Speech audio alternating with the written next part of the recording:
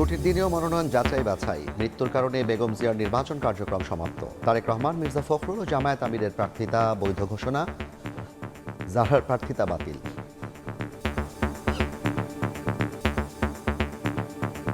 ইনশাআল্লাহ ঢাকা 17 জনগণ আমাদের নেতা দেশনায়ক তারেক রহমানকে তারা বিপুল ভোটে নির্বাচিত করবে। আওয়ামী আমলের নির্বাচনের সময় আমরা দেখেছি প্রশাসনের দলীয় আচরণ, এবং এখন আমরা দেখছি তাদের একটা নিউট্রাল আচরণ। প্রত্যাশা ব্যক্ত করছি যাতে করে পক্ষপাতহীন প্রশাসনের মাধ্যমে নির্বাচনটি পরিচালিত হয়। নিরাপত্তা নিয়ে আমরা শঙ্কিত রয়েছি এবং যারা আমাদের সাথে কাজ করছেন তারাও নিরাপত্তা নিয়ে শঙ্কিত রয়েছেন। আপিল করার প্রক্রিয়া আমরা ইতিমধ্যেই শুরু করেছি।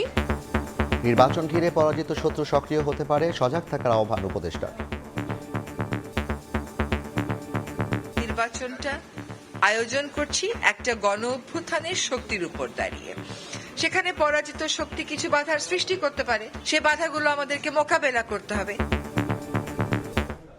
দেখছিলেন প্রধান শিরোনাম, রাতের সময় সঙ্গে আছি আমি জাফর সাদ। এবার অন্যান্য শীর্ষ সংবাদ। বেগম জিয়াকে শ্রদ্ধা জানাতে সমাধিতে প্রতিদিন ভিড়, আপসহীন নেত্রীর পথেই এগিয়ে যাওয়ার প্রত্যয়। পরিবারকে সমবেদনা জানালেন অ্যাডকো নেতারা। দেশজুড়ে শীতের দাপট, বৃষ্টির মতো ঝরছে শিশির, হিমেল হাওয়ায় স্থবির জনজীবন।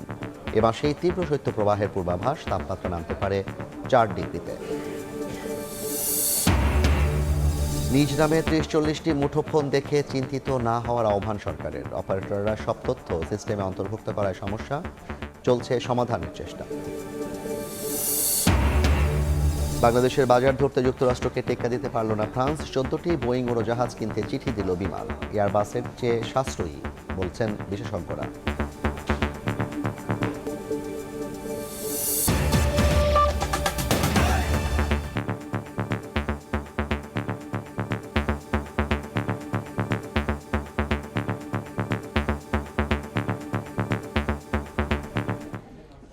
ছুটির দিনেও হলো মনোনয়নপত্র যাচাই বাছাই। ঢাকা 17 আসনে বিএনপির ভারপ্রাপ্ত চেয়ারম্যান তারেক রহমান এবং ঢাকা 15 আসনে জামায়াত আমির ডাক্তার শফিকুর রহমানের মনোনয়ন বৈধ ঘোষণা করা হয়েছে। বাতিল হয়েছে ঢাকা 9-এর স্বতন্ত্র প্রার্থী ডাক্তার তাসনিম জারার মনোনয়নপত্র। বিএনপির প্রার্থীরা নির্বাচনী পরিবেশ নিয়ে সন্তোষ প্রকাশ করলেও নিরাপত্তা ও নিরপেক্ষতা নিয়ে শঙ্কা জানিয়েছেন জামায়াত ও এনসিপি প্রার্থীরা।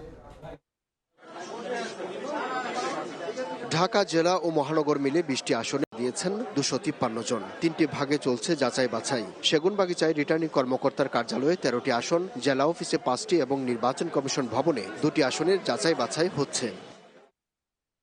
ঢাকা 17 আসনে বৈধ ঘোষণা করা হয়েছে বিএনপির ভারপ্রাপ্ত চেয়ারম্যান তারেক রহমানের মনোনয়নপত্র। ইনশাআল্লাহ ঢাকা 17 জনগণ আমাদের নেতা দেশনায়ক তারেক রহমানকে তারা বিপুল ভোটে নির্বাচিত করবে। বৈধতা পেয়েছে ঢাকা 15 আসনে জামায়াতের আমির ডাক্তার শফিকুর রহমানের প্রার্থিতা। এছাড়া ঢাকা 6 আসনে বিএনপির ইশরাক হোসেন, ঢাকা 8 আসনে এনসিপির নাসিরউদ্দিন পাটোয়ারি, ঢাকা 10-এ বিএনপির শেখ রবিউল আলম এবং 11তে এম.এ. কাইয়ুমের মনোনয়ন গৃহীত হয়েছে। রিটার্নিং কর্মকর্তাকে জানিয়ে নির্বাচনের সার্বিক পরিবেশ নিয়ে সন্তোষ প্রকাশ করেন বিএনপির প্রার্থীরা। আওয়ামী আমলের নির্বাচনের সময় আমরা দেখেছি প্রশাসন দলীয় আচরণ, এবং এখন আমরা দেখছি তাদের একটা নিউট্রাল আচরণ। একটা গ্রহণযোগ্য নির্বাচনের ক্ষেত্রে নির্বাচন কমিশন এবং সরকারের যে দায়বদ্ধতা রয়েছে, যে আন্তরিকতা রয়েছে, তার একটা প্রাথমিক প্রতিফলন আমি দেখতে পেয়েছি। তবে কমিশনের নিরপেক্ষতা নিয়ে প্রশ্ন তুলেছেন জামায়াত ও এনসিপির প্রার্থীরা। নিরাপত্তা নিয়ে আমরা শঙ্কিত রয়েছি এবং যারা আমাদের সাথে কাজ করছেন তারাও নিরাপত্তা নিয়ে শঙ্কিত রয়েছেন। ভয়ভীতি প্রদর্শন করলে সাধারণ ভোটাররা কেন্দ্রে আসবে না। এখনই তাদের বিরুদ্ধে অ্যাকশন নেওয়ার সময়। এদিকে এখন পর্যন্ত 3 জন প্রার্থীর মনোনয়ন বাতিল হয়েছে। ঢাকা 9 আসনের স্বতন্ত্র প্রার্থী তাসনিম জারাও আছেন তাদের মধ্যে, তবে আপিল করার কথা জানিয়েছেন তিনি। ঢাকা 9-এর স্বতন্ত্র প্রার্থী হিসেবে যে মনোনয়ন আবেদনপত্র দিয়েছিলাম সেটা আপাতত গৃহীত হয়নি, কিন্তু আমরা আপিল করব। আপিল করার প্রক্রিয়া আমরা ইতিমধ্যেই শুরু করেছি। রোববার শেষ হবে মনোনয়নপত্র যাচাই বাছাইয়ের কাজ। আব্দুল্লাহ শাফি, সময় সংবাদ, ঢাকা। এদিকে বগুড়া 6 আসনে বিএনপির ভারপ্রাপ্ত চেয়ারম্যান তারেক রহমানের মনোনয়নপত্র বৈধ ঘোষণা করেছেন রিটার্নিং কর্মকর্তা। একই আসনে জামায়াত প্রার্থী আবিদুর রহমান সোহেলের মনোনয়নও বৈধ ঘোষণা করা হয়। ঠাকুরগাঁও 1 আসনে বৈধ হয়েছে মির্জা ফখরুল ইসলাম আলমগীরের মনোনয়নপত্র। এদিকে মৃত্যুর কারণে বিএনপি চেয়ারপারসন বেগম খালেদা জিয়ার মনোনয়ন কার্যক্রম সমাপ্ত করা হয়েছে। জেলায় জেলায় প্রার্থীদের মনোনয়নপত্র যাচাই বাছাইয়ে ব্যস্ত রিটার্নিং কর্মকর্তারা। উৎকণ্ঠায় কার্যালয়ের বাইরে অপেক্ষায় বিভিন্ন দল ও স্বতন্ত্র প্রার্থী সমর্থকরা। ঘোষণার পর কেউ ফিরছেন উচ্ছ্বাস নিয়ে, আবার বাতিলের জন্য ক্ষোভ প্রকাশ করেন কেউ কেউ।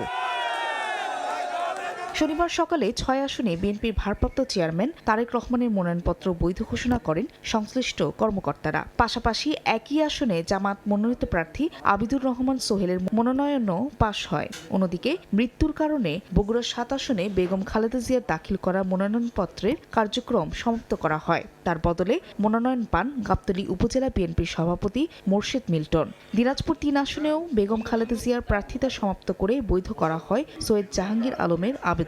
বগুড়া সদর সংসদীয় আসনে মনোনয়নপত্র দাখিলকারী জনাব তারেক রহমান এর মনোনয়নপত্রটি পরীক্ষা করলাম।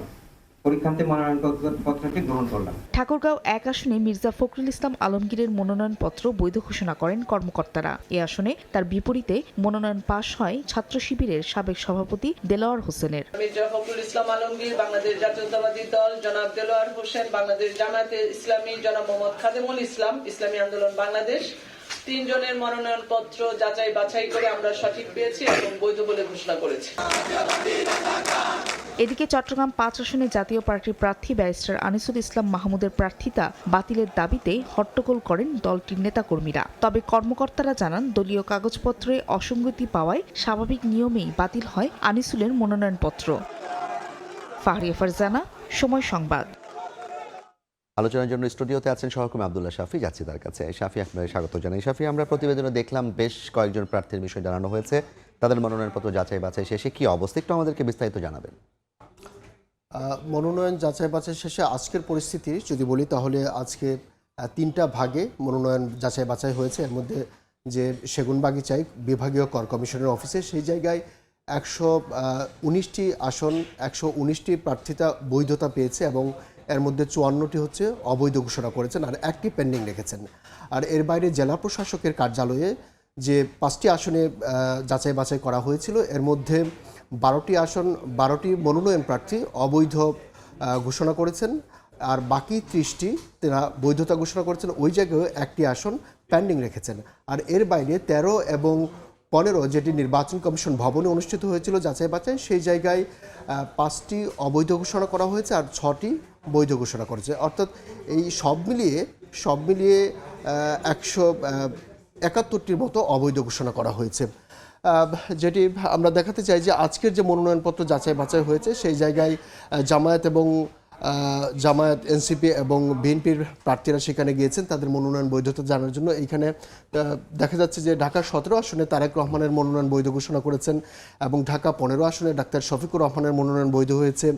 নির্বাচনের পরিবেশ নিয়ে সন্তোষ প্রকাশ করেছেন বিএনপির প্রার্থীরা এবং পাশাপাশি এনসিপি এবং জামায়াতের প্রার্থীরা কিন্তু একটা শঙ্কা এবং অস্থিরতার কথা বলেছেন যে নির্বাচন আসলে কতটুকু লেভেল প্লেইং ফিল্ড হবে সেই নিয়ে তাদের একটা আছে।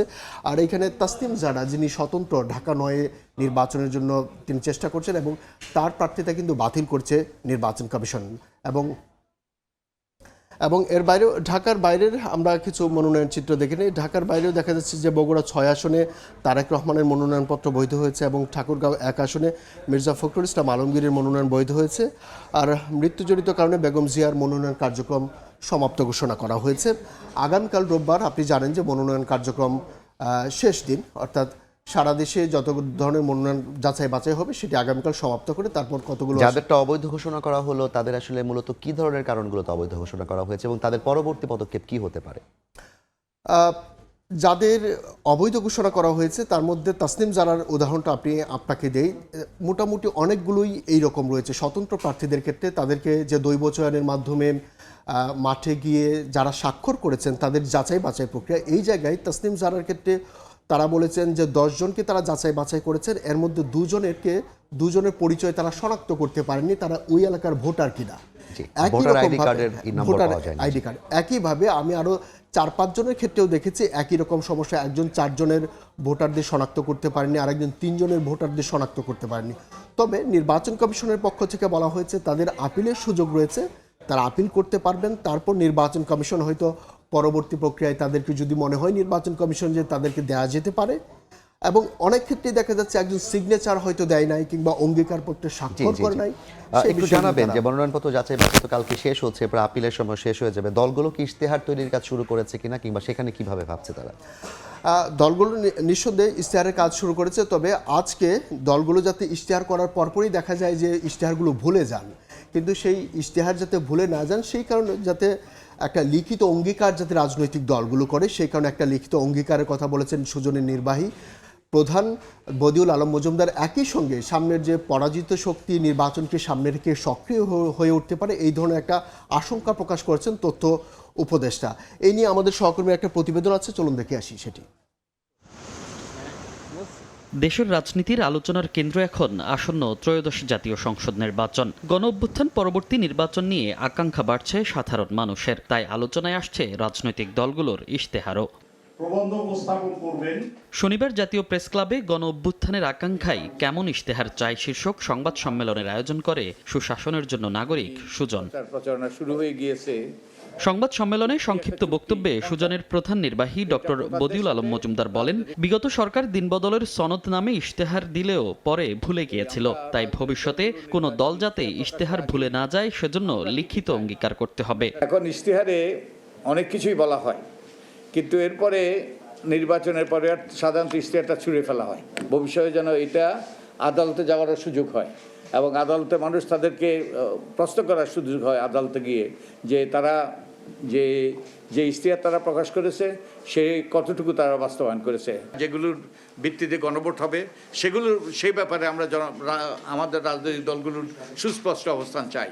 তারা এই কাঠামোগত সংস্কারের হ্যাঁ ভোটের পক্ষে না ভোটের পক্ষে। এদিকে সিলেটে পিআইবি আয়োজিত নির্বাচন বিষয়ক কর্মশালার উদ্বোধনী অনুষ্ঠানে তথ্য ও সম্প্রচার উপদেষ্টা রিজওয়ানা হাসান বলেন, নির্বাচন সামনে রেখে পরাজিত শক্তি সক্রিয় হয়ে উঠতে পারে, সবাইকে এ বিষয়ে সজাগ থাকার আহ্বান জানান তিনি। একটা স্বৈরাচারী শাসন ব্যবস্থা যখন থাকে তখন সকল ব্যবস্থাতেই তার লোকজন ঢুকে পড়ে, মনস্তত্ত্ব ওরকম হয়ে যায়। সেটার বিপরীতে দাঁড়িয়ে আমরা এই নির্বাচনটা আয়োজন করছি একটা গণ অভ্যুত্থানের শক্তির উপর দাঁড়িয়ে।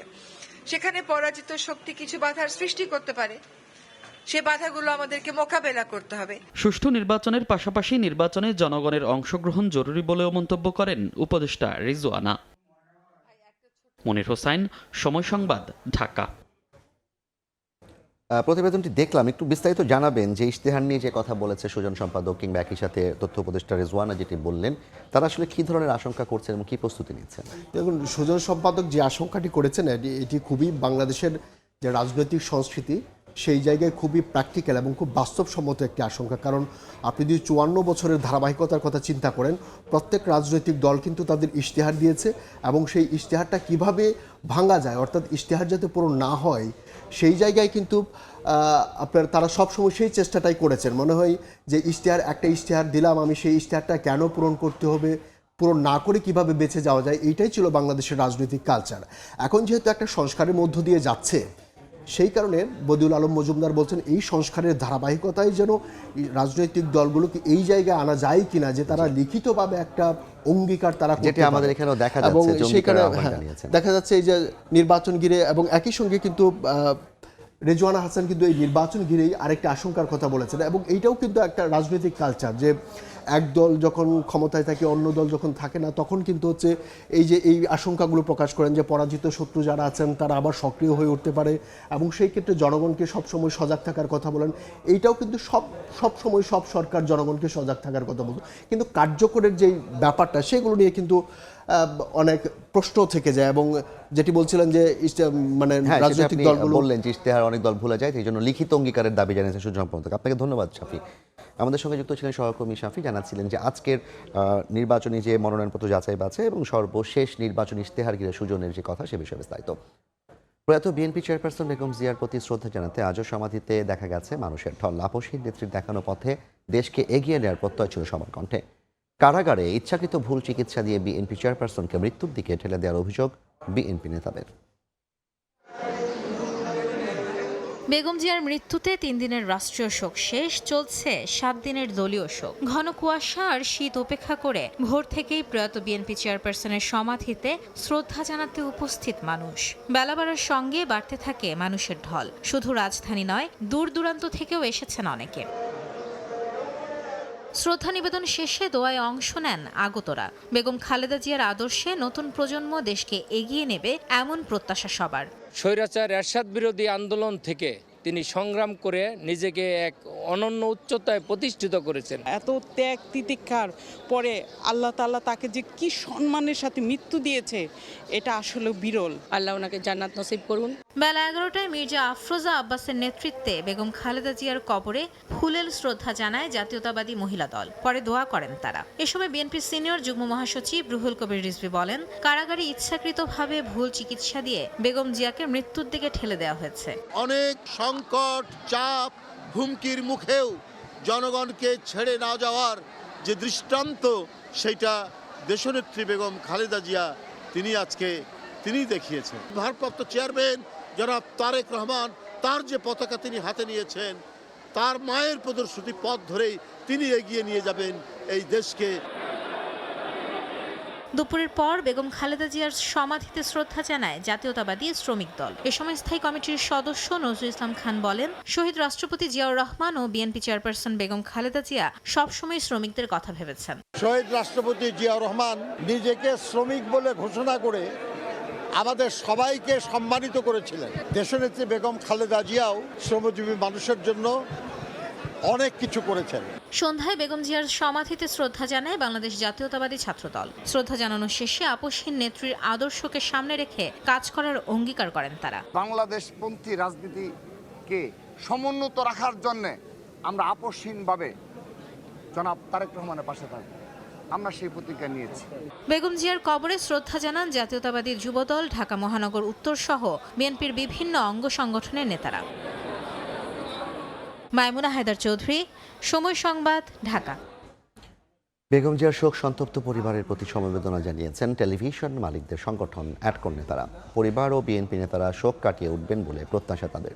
এদিকে বিএনপির ভারপ্রাপ্ত চেয়ারম্যানের নবনিযুক্ত প্রেস সচিব জানিয়েছেন, জবাবদিহির সরকার গঠনের জন্য পূর্ব শর্ত দায়িত্বশীল গণমাধ্যম। জনগণের পক্ষ থেকে সেটি প্রতিষ্ঠার চেষ্টা করবে বিএনপি। প্রয়াত বিএনপি চেয়ারপারসন বেগম খালেদা জিয়ার স্মৃতি বিজড়িত গুলশান কার্যালয়ে তার মৃত্যুতে চলছে শোক। শনিবার সন্ধ্যায় টেলিভিশন মালিকদের সংগঠন অ্যাটকোর 7 সদস্যের প্রতিনিধি দল আসেন বিএনপি চেয়ারপারসনের গুলশান কার্যালয়ে। এ সময় তারা শোক বইয়ে স্বাক্ষর করেন। পরে আলাপ করেন দলের মহাসচিব মির্জা ফখরুল ইসলাম আলমগীরের সঙ্গে।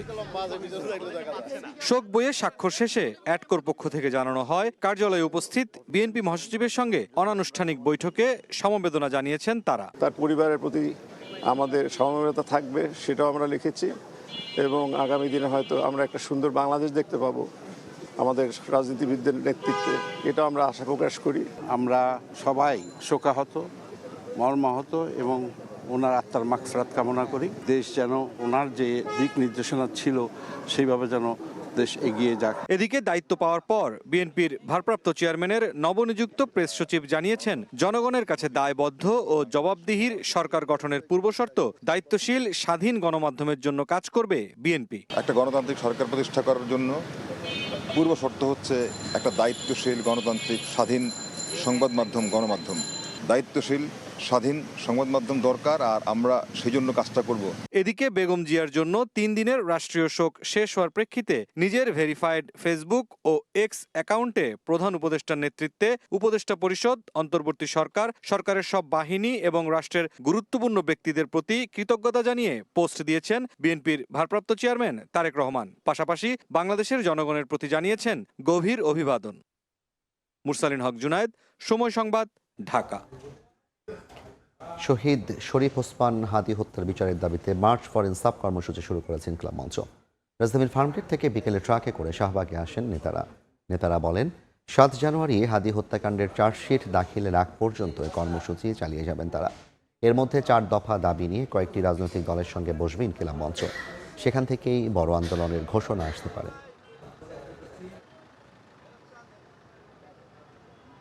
ইনকিলাব মঞ্চ কর্তৃক ঘোষিত 4 দফা দাবি, এই দাবি আদায়ের জন্য আমরা একটা মার্চ করতেছি, মার্চ ফর ইনসাফ। 7 তারিখ যেহেতু শহীদ ওসমান হাদি হত্যার চার্জশিট জমা দেওয়ার কথা, ওই চার্জশিট দেওয়ার পরপর যাতে দ্রুত বিচার কার্যক্রম শুরু হয় এবং সরকার এটাকে গুরুত্বের সহিত বিবেচনা করে এটার দ্রুত বিচার কার্য সম্পন্ন করে, এই জন্য আমরা মূলত চাচ্ছি যে মানুষের মধ্যে একটা সচেতনতা তৈরি করতে। 7 তারিখে আমরা বড় কোনো কর্মসূচির দিকে যাব যদি সরকার এই বিচারের যথাযথ পদক্ষেপ না নেয়। রাতের সময় আরও থাকছে। পর্দা উঠল মাসব্যাপী ঢাকা আন্তর্জাতিক বাণিজ্য মেলার। সেজেছে স্টল প্যাভিলিয়ন। প্রবেশ মূল্য 50 টাকা। পেপার ও প্যাকেজিংকে বর্ষপূর্ণ ঘোষণা। তীব্র ঠান্ডা ও হিমেল হাওয়ায় স্থবির জনজীবন। বেশি বিপাকে পড়েছেন খেটে খাওয়া মানুষ।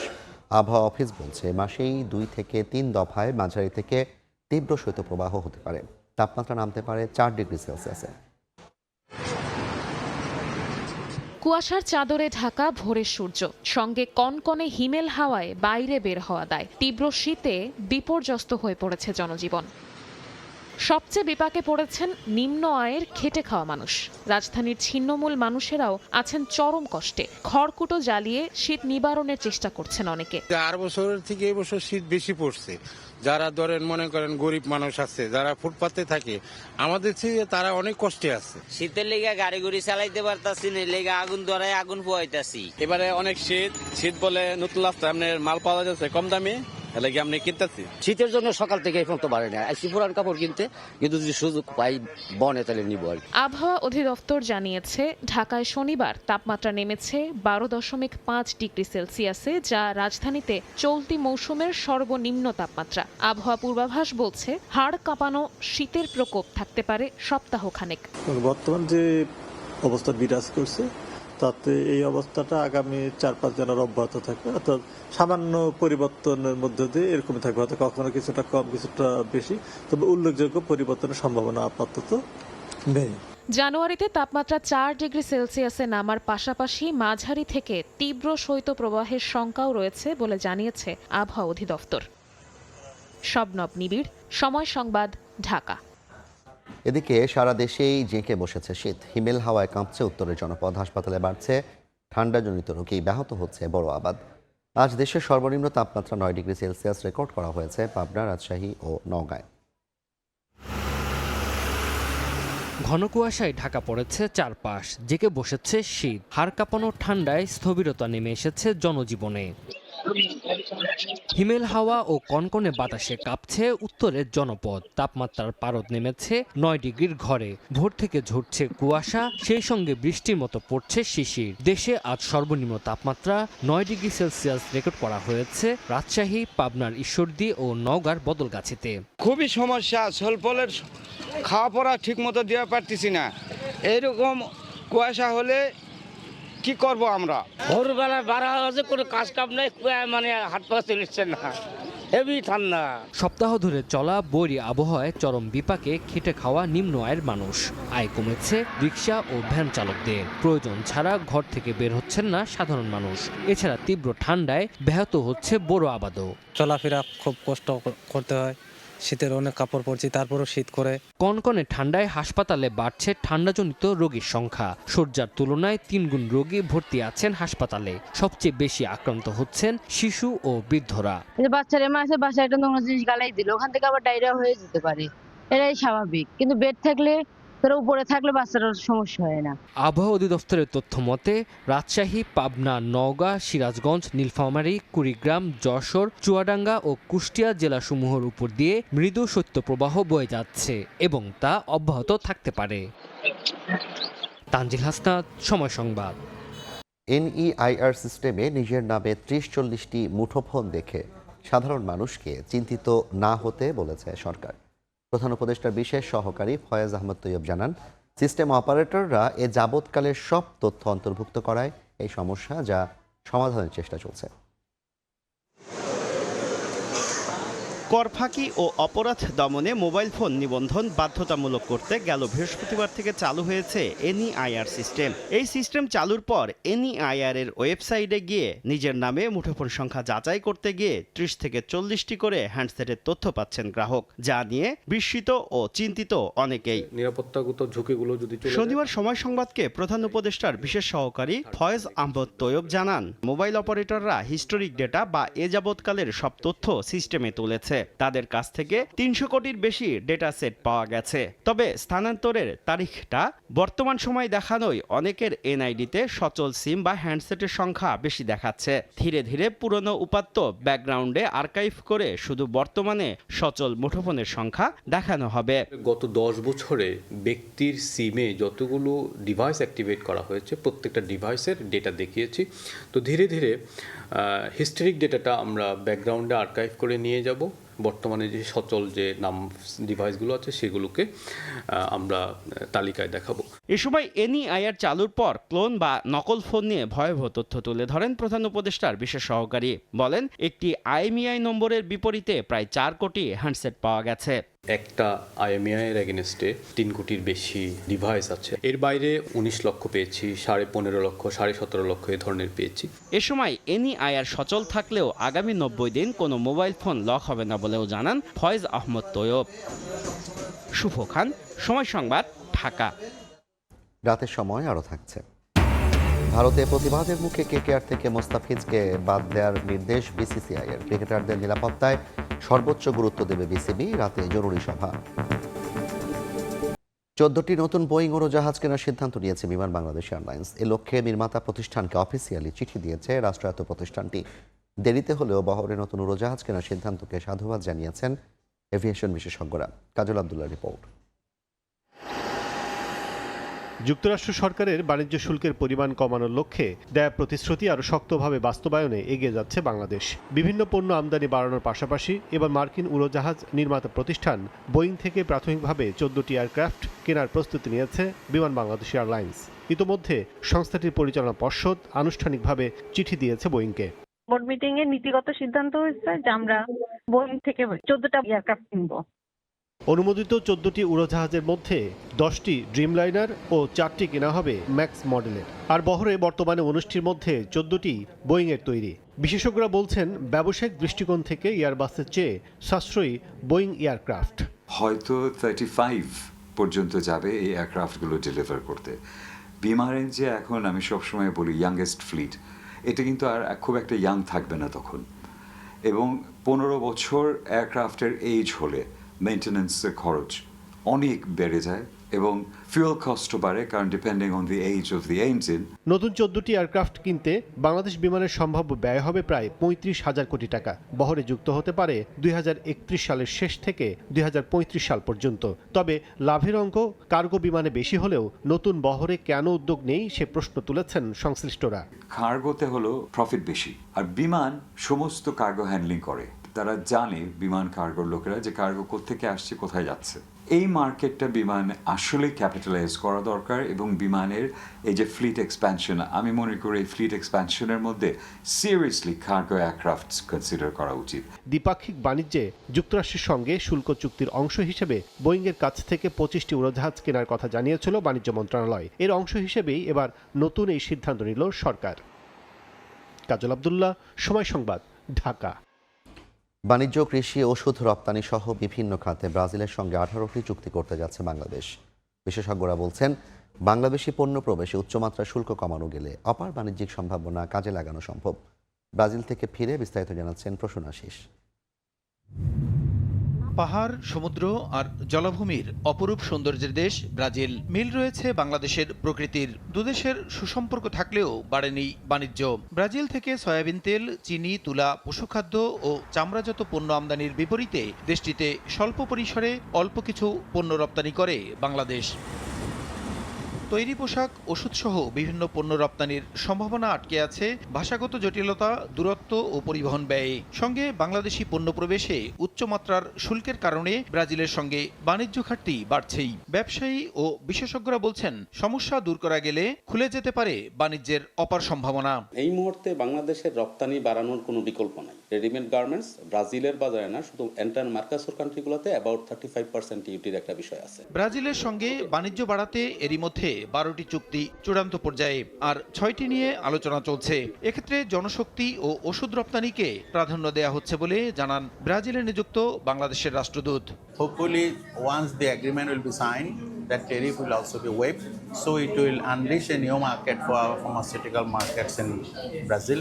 চুক্তিগুলো সই হলে দ্বিপাক্ষিক বাণিজ্যে উভয় দেশেই পণ্য প্রবেশে শুল্ক বাধা দূর হবে বলে মনে করেন রাষ্ট্রদূত। Pharmaceutical products এ হিউজ ট্যারিফের সম্মুখীন হই। ওদের কাছ থেকে আমরা যখন কটন কিনি, বিফ বা মিট, ক্যাটল প্রোডাক্টস, ওইগুলোতে বাংলাদেশের সাইড থেকে হাই ট্যারিফ ইম্পোজ করা আছে। বাইলেটারাল ট্রেডের ক্ষেত্রে দুই পক্ষ আমরা যেটাকে আমরা ডাবল ট্যাক্সেশন, সেটা আমরা ছাড় দিতে যাচ্ছি।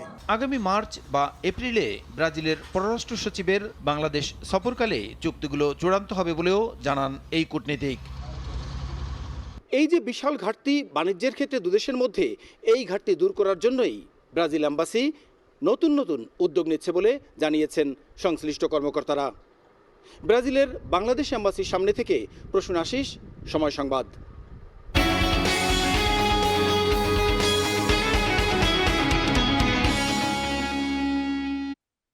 পূর্বাঞ্চলে শুরু হলো ঢাকা আন্তর্জাতিক বাণিজ্য মেলার ৩০তম আসর। এবার মেলায় নিষিদ্ধ ঘোষণা করা হয়েছে সিঙ্গেল ইউজ প্লাস্টিকের ব্যবহার। নির্বাচনের আগে হলেও ক্রেতার ভালো সাড়া পাওয়ার আশা অংশ নেওয়া প্রতিষ্ঠানের। এবার বর্ষপণ্য ঘোষণা করা হয়েছে পেপার ও প্যাকেজিং পণ্যকে। পূর্বাঞ্চলে শুরু হলো মাসব্যাপী ঢাকা আন্তর্জাতিক বাণিজ্য মেলার ৩০তম আসর। সকালে আনুষ্ঠানিকভাবে উদ্বোধন করেন বাণিজ্য উপদেষ্টা শেখ বশিরউদ্দিন। জানানো হয়, এবার মেলায় ৩২৭টি স্টল প্যাভিলিয়নে প্রদর্শন করা হবে দেশি বিদেশি পণ্য। বড়দের প্রবেশ টিকিটের মূল্য ধরা হয়েছে ৫০ টাকা। মেলা প্রাঙ্গণে নিষিদ্ধ করা হয়েছে পলিথিন ব্যাগ সহ সিঙ্গেল ইউজ প্লাস্টিকের ব্যবহার। আন্তর্জাতিক বাজারে দেশীয় পণ্যের বাণিজ্য সম্প্রসারণই এই মেলার লক্ষ্য। এবার পেপার ও প্যাকেজিং পণ্যকে প্রোডাক্ট অব দ্য ইয়ার ঘোষণা করেন বাণিজ্য উপদেষ্টা। রপ্তানি প্রসার ও প্রণোদনামূলক কর্মকাণ্ডকে বেগবান করতে প্রতি বছর একটি পণ্যকে প্রোডাক্ট অফ দ্য ইয়ার হিসেবে ঘোষণা করা হয়। এবার পেপার এবং প্যাকেজিং প্রোডাক্টকে ২০২৬ সালের প্রোডাক্ট অফ দ্য ইয়ার হিসেবে ঘোষণা করছি।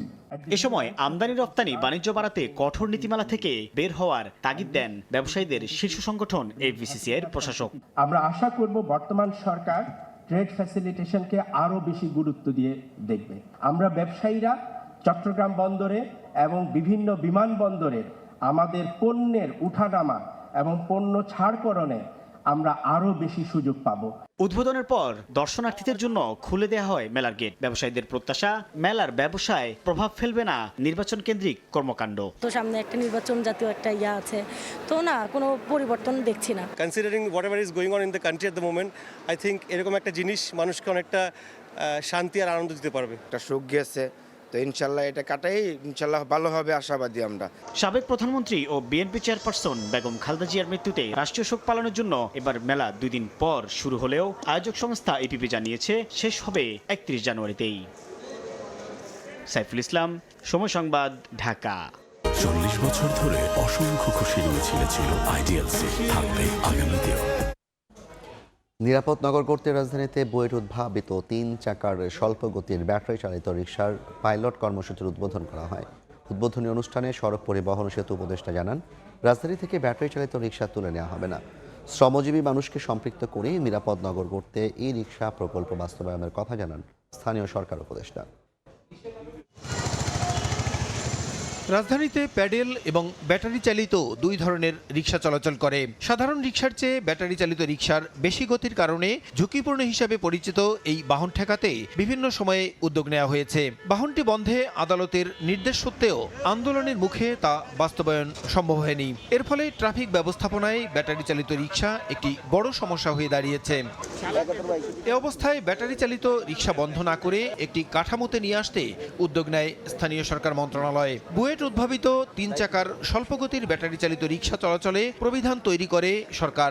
অবশেষে শনিবার সকালে রাজধানীর আফতাবনগরে ব্যাটারি চালিত এই রিকশার পাইলটিং কর্মসূচির উদ্বোধন করা হয়। যে সকল মানুষ অনুষ্ঠানে সিটি কর্পোরেশন ও স্থানীয় সরকার বিভাগের কর্মকর্তারা জানান, নিরাপদ চলাচলে ই রেজিস্ট্রেশন ও চালকদের প্রশিক্ষণ ছাড়া ঢাকার রাস্তায় ব্যাটারি চালিত রিকশা চলতে দেওয়া হবে না। ডিএমপির যে যতগুলো সংখ্যা নির্ধারণ করে দিবেন, তার বাহিরের কোনো রিকশা কখনোই এটা দেওয়া হবে না। চালক ভাইয়েরা প্রশিক্ষণ পাচ্ছেন, তাদেরকে আমাদের এই নেটওয়ার্কে অন্তর্ভুক্ত করা, তাদেরকে ডাটাবেসে অন্তর্ভুক্ত করে এই কাজগুলো আমাদের চলছে। সড়ক পরিবহন উপদেষ্টা জানান, প্রথমে নির্দিষ্ট এলাকায় এবং পর্যায়ক্রমে পুরো শহরে ই রিক্সা চালু করা হবে। শ্রমজীবী মানুষকে সম্পৃক্ত করেই নিরাপদ নগর গড়তে এই প্রকল্প বাস্তবায়নের কথা জানান স্থানীয় সরকার উপদেষ্টা। রিক্সার পেছনে একটা পরিবার আছে, একটা জীবিকা আছে, এটা আমরা চাইলেই কিন্তু এটা উঠে দিতে পারি না। ট্রেডিশনাল রিক্সাটাকে প্রযুক্তি ব্যবহার করে একটা শৃঙ্খলা আনার আর চেষ্টা করা হবে। শ্রমজীবী মানুষ, বিশেষ করে যারা রিক্সা চালক, তাদের কিভাবে উন্নত প্রশিক্ষণ দিয়ে পরিবহন বা চলাচল ব্যবস্থাকে নিরাপদ করা যায়। বুয়েটের নকশা করা ব্যাটারি চালিত নতুন এই রিক্সা রাস্তায় চলাচলে এ পর্যন্ত প্রায় 24,000 রিক্সা চালককে প্রশিক্ষণ দেওয়া হয়েছে। প্রসূন আশিস, সময় সংবাদ, ঢাকা। বিচার নিয়ে তাড়াহুড়া করার কোনো সুযোগ নেই বলে মন্তব্য করেছেন পররাষ্ট্র উপদেষ্টা মোহাম্মদ তৌহিদ হোসেন। দুপুরে মুন্সিগঞ্জে জেলা প্রশাসকের সম্মেলন কক্ষে মতবিনিময় সভা শেষে কথা বলেন তিনি। ওসমান হাদি হত্যায় জড়িতদের দেশে ফেরত আনার চেষ্টা চলছে বলেও জানান উপদেষ্টা। বিচার হচ্ছে এমন একটা জিনিস যেটা নিয়ে তাড়াহুড়া করার কোনো সুযোগ নেই, তবে অবশ্যই আমরা চেষ্টা করবো ফেরত নিয়ে আসতে।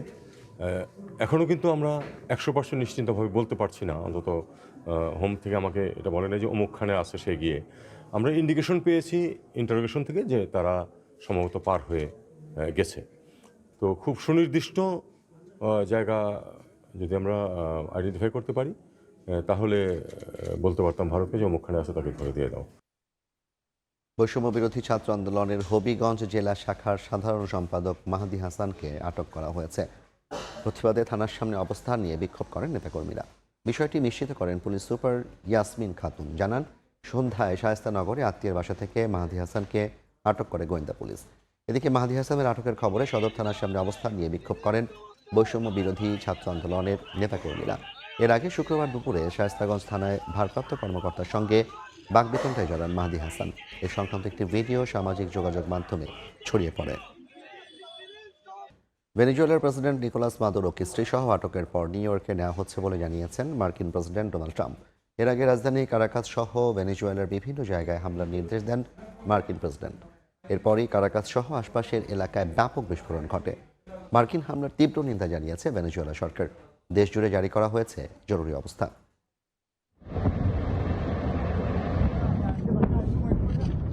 ভেনেজুয়েলায় যুক্তরাষ্ট্রের হামলার পর দেশটির প্রেসিডেন্ট নিকোলাস মাদুরো ও তার স্ত্রীকে তুলে নিয়ে যাওয়ার কথা জানিয়েছেন যুক্তরাষ্ট্রের প্রেসিডেন্ট ডোনাল্ড ট্রাম্প। তবে মাদুরোকে কিভাবে ধরা হয়েছে বা তাকে কোথায় নিয়ে যাওয়া হয়েছে সে বিষয়ে বিস্তারিত কিছু জানাননি ট্রাম্প। এর আগে রাজধানী কারাকাস সহ ভেনেজুয়েলার সামরিক স্থাপনায় হামলার নির্দেশ দেন মার্কিন প্রেসিডেন্ট। তার ওই নির্দেশের পরপরই একের পর এক বিস্ফোরণে কেঁপে ওঠে ভেনেজুয়েলা। এদিকে যুক্তরাষ্ট্রের কাছে দুজনের জীবিত থাকার প্রমাণ দেওয়ার দাবি জানিয়েছেন ভেনেজুয়েলার ভাইস প্রেসিডেন্ট ডেলসি রদ্রিগেজ। আর কারাকাসে বিদেশি সেনাদের উপস্থিতির বিরুদ্ধে প্রতিরোধ গড়ে তোলা হবে বলে জানিয়েছেন দেশটির প্রতিরক্ষামন্ত্রী ভ্লাদিমির পেদ্রিনো। মার্কিন পররাষ্ট্রমন্ত্রী মার্কো রুবিওর বরাত দিয়ে রিপাবলিকান সিনেটর মাইক লি জানান, মাদুরোকে আটকের পর ভেনেজুয়েলার বিরুদ্ধে আর কোনো পদক্ষেপ নেওয়ার সম্ভাবনা নেই। 2020 সালে মাদক সন্ত্রাস আইনের মামলায় মাদুরোকে যুক্তরাষ্ট্রে ফৌজদারি অভিযোগে বিচারের মুখোমুখি করা হবে বলেও জানান তিনি। ভেনেজুয়েলায় মার্কিন হামলা ও মাদুরোকে তুলে নেয়ার তীব্র নিন্দা জানিয়েছে রাশিয়া, ইরান সহ বেশ কয়েকটি দেশ। এক বিবৃতিতে রুশ পররাষ্ট্র মন্ত্রণালয় জানায়, মাদুরোকে অবৈধভাবে অন্য দেশে তুলে নেওয়া কোনোভাবেই গ্রহণযোগ্য নয়। ভেনেজুয়েলার স্বাধীনতা ও সার্বভৌমত্বের ওপর চরম আঘাত বলেও বিবৃতিতে উল্লেখ করা হয়। যুক্তরাষ্ট্রের হামলার ঘটনায় উদ্বেগ জানিয়েছে স্পেন, ইতালি, কিউবা, কলম্বিয়া সহ বেশ কয়েকটি দেশ। নাসরিন রুমি, সময় সংবাদ। রেকর্ড দাম পেয়েও এবারের আইপিএলে খেলা হচ্ছে না মুস্তাফিজুর রহমানের। ভারত বাংলাদেশ রাজনৈতিক টানাপোড়েনে কপাল পড়ল কাটার মাস্টারের। ভারতের একদল উগ্রপন্থী সমর্থকের প্রতিবাদের মুখে শেষ পর্যন্ত মুস্তাফিজকে কলকাতা নাইট রাইডার্স স্কোয়াড থেকে সরিয়ে নেওয়ার নির্দেশ দিয়েছে বিসিসিআই। আলোচনাটা শুরু হয়েছিল একেবারে প্রথম দিন থেকে। আইপিএলে 9 কোটি 20 লাখ রুপিতে মুস্তাফিজুর রহমানকে দলে ভিড়িয়ে চমক দিয়েছিল কলকাতার নাইট রাইডার্স। কিন্তু ভারত বাংলাদেশ রাজনৈতিক টানাপোড়েনে সেটা কতটা সম্ভব হবে প্রশ্ন ছিল তখনই। কিন্তু একের পর এক হুমকি আসতে থাকে চারদিক থেকে। মুস্তাফিজকে বাদ দেয়া না হলে হামলার হুমকি দেয়া হয় ফ্র্যাঞ্চাইজিকে, এমনকি মাঠে হট্টগোল করা হবে বলেও হুঁশিয়ারি আসে বেশ কিছু উগ্রবাদী সংগঠন থেকে। অব্যাহত প্রতিবাদ এবং হুমকির মুখে এবার পিছু হটল ভারতীয় ক্রিকেট কন্ট্রোল বোর্ড। এএনআইকে দেয়া এক সাক্ষাৎকারে বিসিসিআই সচিব দেবজিৎ সাইকিয়া নিশ্চিত করেছেন কেকেআর স্কোয়াড থেকে মুস্তাফিজকে সরিয়ে দিতে নির্দেশ দিয়েছে cricket board. Due to the recent developments which is going on all across, সাম্প্রতিক সময়ে যে ঘটনাগুলো ঘটেছে তার ফলে আমরা এই সিদ্ধান্ত নিয়েছি। কেকেআরকে জানিয়ে দেওয়া হয়েছে তাদের বাংলাদেশি ক্রিকেটার মুস্তাফিজকে ছেড়ে দিতে হবে। তাকে ছেড়ে দেওয়ার পর যে শূন্যতা তৈরি হবে সেখানে চাইলে তারা অন্য কাউকে নিতে পারবে। ভারতীয় গণমাধ্যমের দাবি, দেশটির ধর্মীয় গুরু দেবকীনন্দন ঠাকুর সরাসরি কেকেআর থেকে মুস্তাফিজকে বাদ দিতে প্রচারণা চালিয়ে যাচ্ছেন। মুস্তাফিজকে দলে নেয়ায় ক্ষমতাসীন বিজেপি নেতা সঙ্গীত সোম বিশ্বাসঘাতক বলেছেন শাহরুখ খানকে। নিয়ন মোহাইমিন, সময় সংবাদ। এ পর্যায়ের শীর্ষ সংবাদ জানিয়ে দিচ্ছে আরেকবার। ছুটির দিনেও মনোনয়ন যাচাই, মৃত্যুর কারণে বেগম জিয়ার নির্বাচন কার্যক্রম সমাপ্ত। তারেক রহমান, মির্জা ফখরুল ও জামায়াত আমিরের প্রার্থিতা বৈধ ঘোষণা। বেগম জিয়াকে শ্রদ্ধা জানাতে সমাধিতে প্রতিদিন ভিড়, আপসহীন নেত্রীর পথেই এগিয়ে যাওয়ার প্রত্যয়। পরিবারকে সমবেদনা জানালেন অ্যাটকো নেতারা।